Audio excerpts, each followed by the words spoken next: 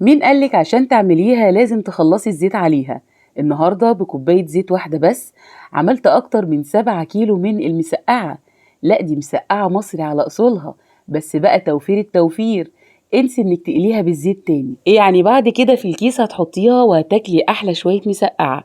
عايزة اقولك جوزي خدها لاصحابه في الشغل يفطروا بيها، كانوا هيتجننوا عليها. قبل ما نبتدي شجعيني بأجمل لايك، وما تنسيش الاشتراك والمتابعة لوصفات ويوميات أم ريانة. يلا نسمي بالله ونصلي على رسول الله. اللهم صل وسلم وبارك على سيدنا محمد وعلى آله وصحبه وسلم. وعملنا بقى عزومة فطار حلوة كده، اللهم بارك. كان معانا كمية كبيرة من الخضار. تعالي بقى شوفي تقطيع البتنجان. أنا هبتدي أقطع البتنجان عندي لشرايح، وبعدين هقطعه لصوابع، وبحب أسيب جزء كده من قشرة البتنجان السوداء عشان بعد التسوية تبقى مميزة. البتنجان كده لازم نميزه عن البطاطس، لأن بعد التسوية كده كده الخضار كله بيدوب مع بعض. قطعت البتنجان لصوابع، هنخش على طول في البطاطس. والخضار عندي بقطعه كله بنفس السمك، يعني بحاول على قد ما اقدر اخلي الصوابع كلها نفس الحجم. كمان بحب اضيف للمسقعه كوسه. جربي اضافه الكوسه في المسقعه هتحبيها جدا. هقطع الكوسه هي كمان لصوابع كده، وهبتدي بقى اجيب اهم حاجه تميز المسقعه المصري، وهي الفلفل. كتري بقى من الفلفل على قد ما تقدري، يعني رومي على حامي، شطه حمراء وشطه خضراء. اديها بقى اللهم بارك، بتخلي كده الصينيه مشطشطه ولذيذه جدا. عايزه اقولك الاكله دي صحاب جوزي بيطلبوها منه على طول.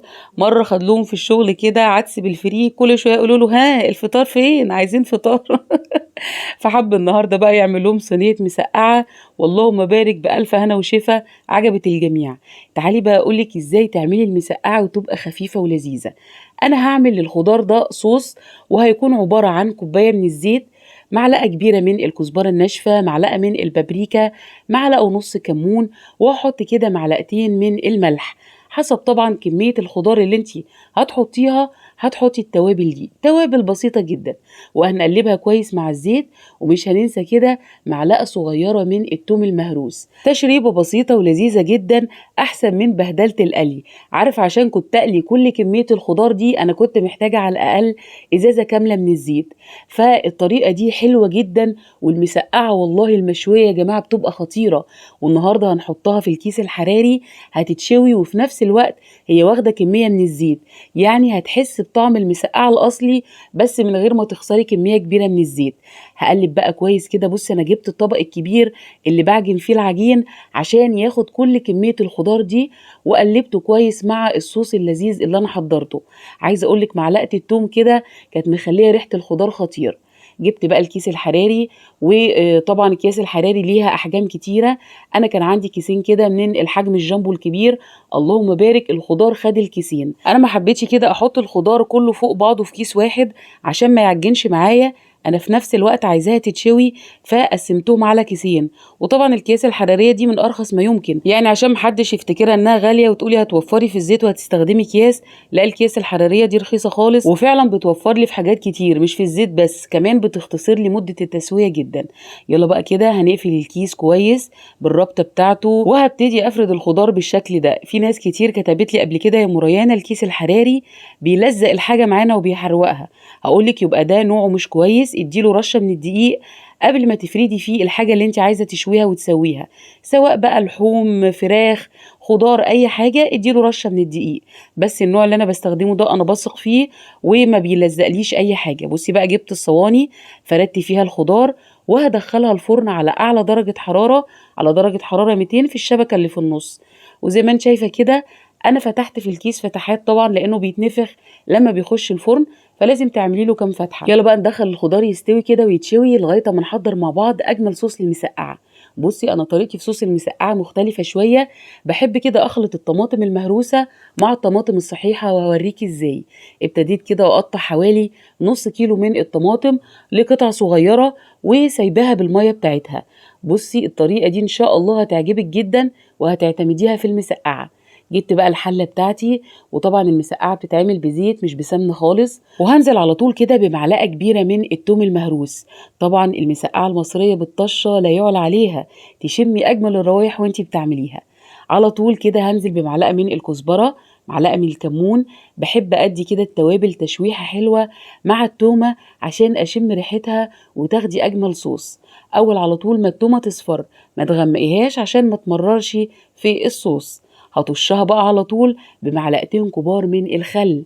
بعدين هنزل بالطماطم القطع تقليبة كده بقى، وهسيب الطماطم تشكشك كويس مع التوم والتوابل. والله الله الله على الروايح، أجمل الروايح والله يا جماعة، أحلى من اللحمة والفراخ. سيبك انتي، مفيش زي المسقعة.